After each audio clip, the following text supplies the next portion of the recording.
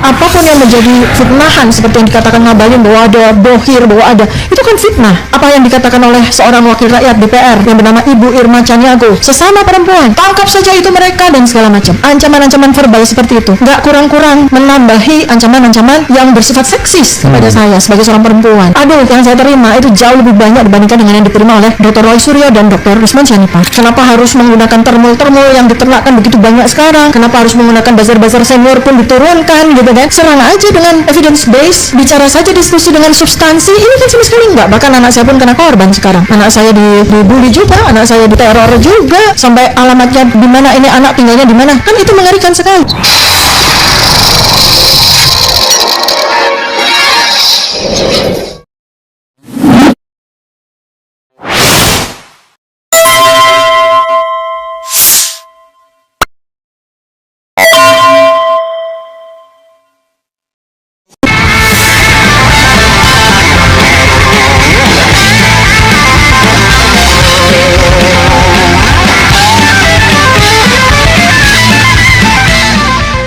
Nah, sekarang dalam hal soal perundungan ya, saya rasakan terutama ketika saya tampil di iNews beberapa hari yang lalu itu sebetulnya kan harus dibaca sebagai sebuah suara hati seorang perempuan ya. Kenapa Dr. Tifa sampai menyampaikan hal seperti itu dengan cara seperti itu? Secara umum saya bisa sampaikan ya, seorang perempuan itu sering laki-laki, ini kata Indonesia ini kan misogini ya, terus terang ya, terhadap perempuan itu. Misogini itu apa? Jadi merendahkan perempuan, ya, merendahkan perempuan. Jadi perempuan itu dianggap lemah dan sebagainya. Termasuk soal menangis atau air mata. Kalau seorang laki-laki menangis di muka publik, misalnya ada beberapa kali Joko Widodo terlihat menangis dan sebagainya, terlihat heroik gitu loh. Wah, presiden menangis gitu ya, di akhir masa jabatannya mengakui kesalahan dan segala macam gitu. Tapi ketika seorang perempuan menangis di depan publik, sekjen partai dulu ada juga menangis juga. Iya kan, ya sekjen partai atau siapapun juga, laki-laki itu terlihat heroik, terlihat jiwanya halus dan segala macam.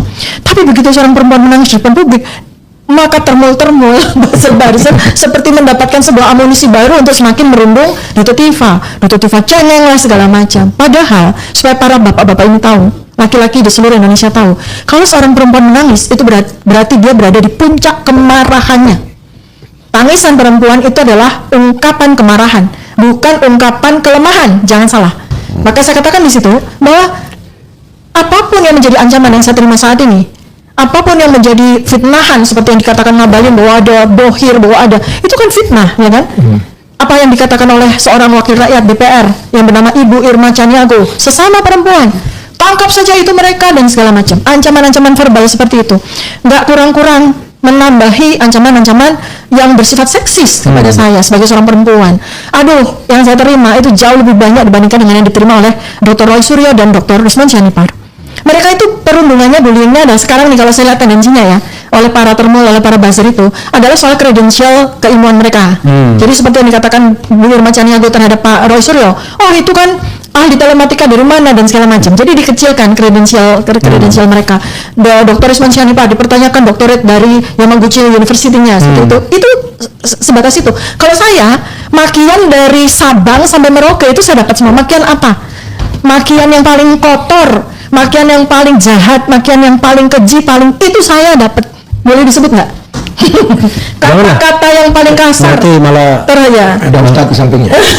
Kata-kata yang paling kasar yang bisa kita bisa bayangkan ya. Kata-kata paling kasar itu baca sendiri aja bagaimana. Kata-kata paling kasar terhadap seorang perempuan yang dikatakan orang Aceh sampai orang Jayapura itu sudah pernah disampaikan ke saya sampai dengan hari ini. Mbak, maksudnya gini. Sekarang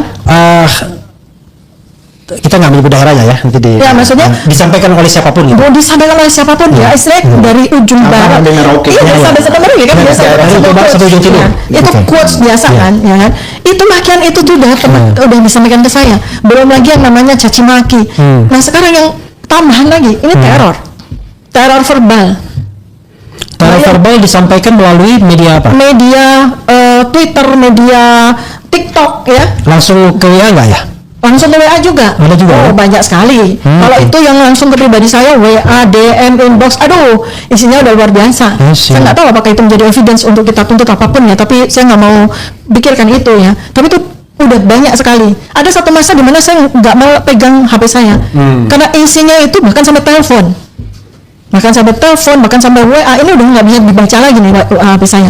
Itu ada telepon-telepon nggak jelas juga? Oh, banyak sekali, sampai tengah malam, sampai jam dini hari itu. Ya, ini sampai HP saya ini.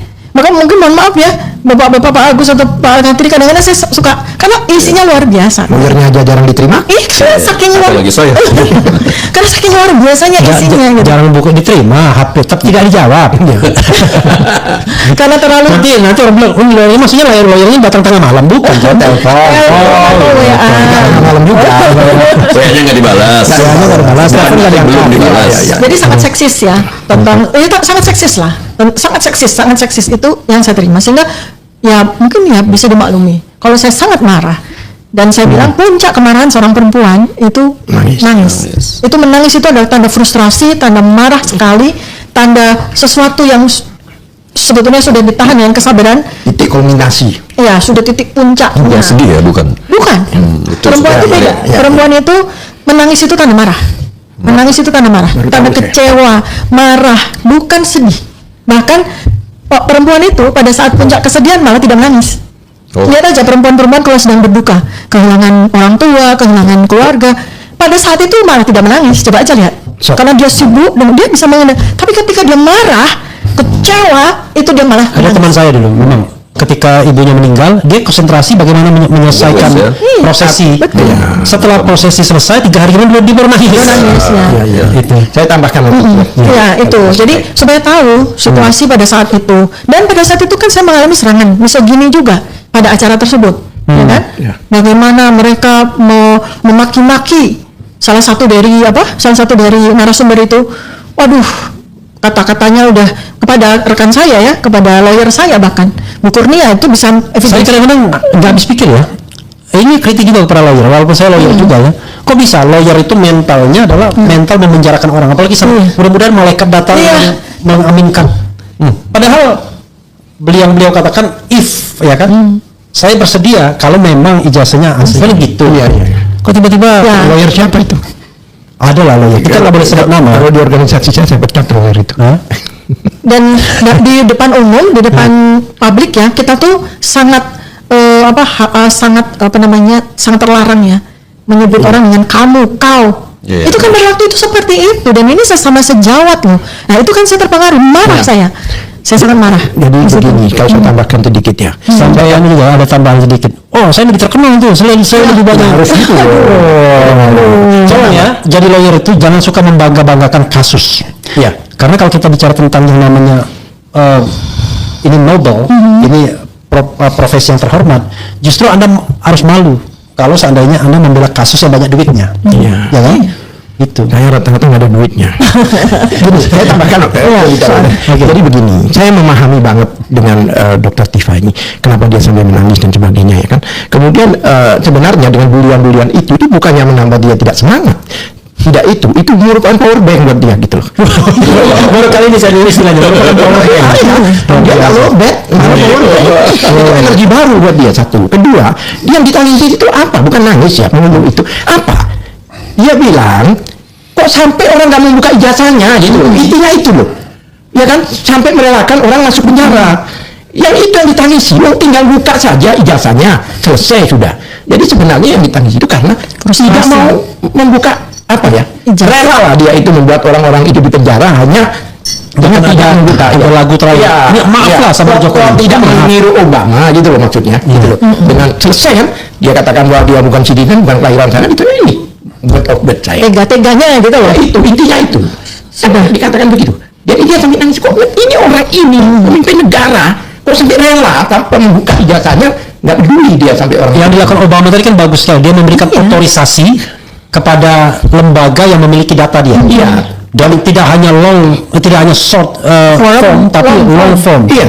Jadi sebagai pejabat publik berhak warga negara itu mempertanyakan. Iya. Iya kan? Itu berhak. Dan whenever dia comes to public, dia bukan lagi private document. Bukan lagi. Iya. Sudah Begitu dia digunakan. mendaftarkan dirinya dan ijazah itu merupakan syarat dari pendaftaran itu sudah menjadi milik umum. Makanya saya heran tuh kalau ada lawyer yang Tidak ngomong, ada melampirkan ijazah. lawyer yang ngomong, wah ini kan private, dokumennya private. Iya, sampai juga bilang gini, apakah ada kewajiban Pak Jokowi mengumumkan tentang ijazah aslinya walaupun dia punya? Ya memang tidak ada kewajiban seandainya. Oh enggak, itu kalau under public ethic itu wajib.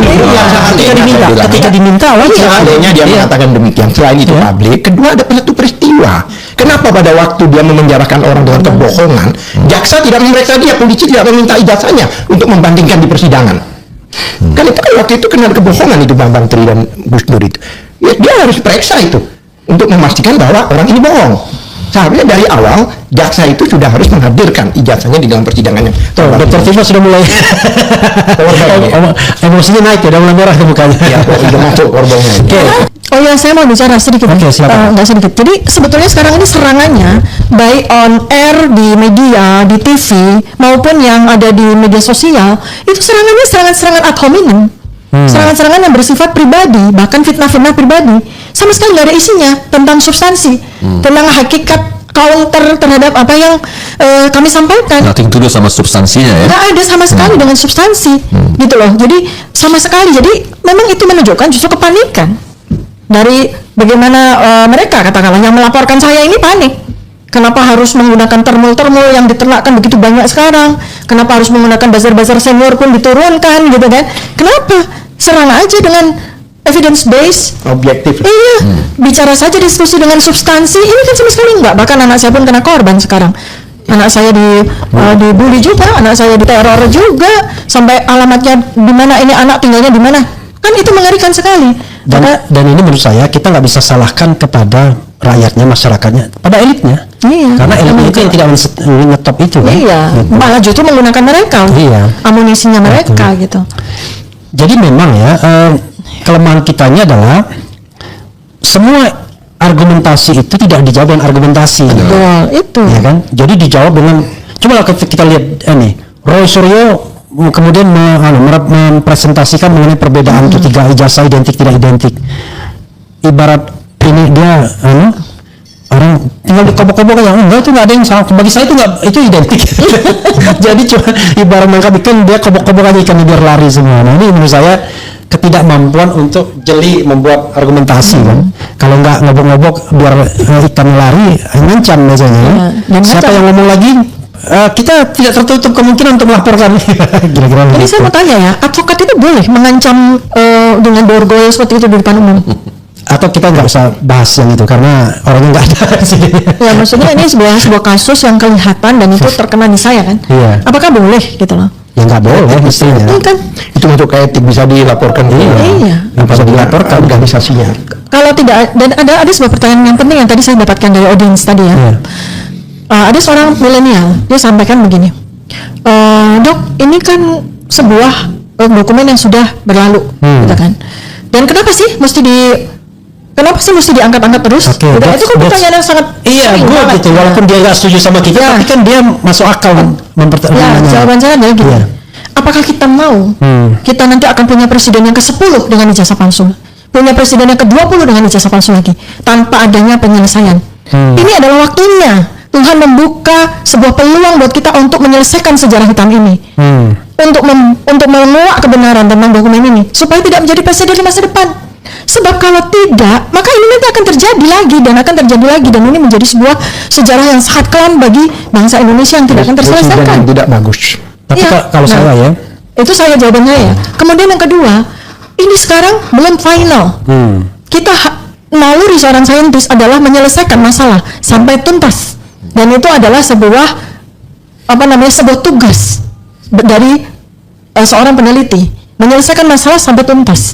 Nah ini jangan sampai penyelesaian masalah dengan penelitian ini dihentikan secara paksa dengan kriminalisasi.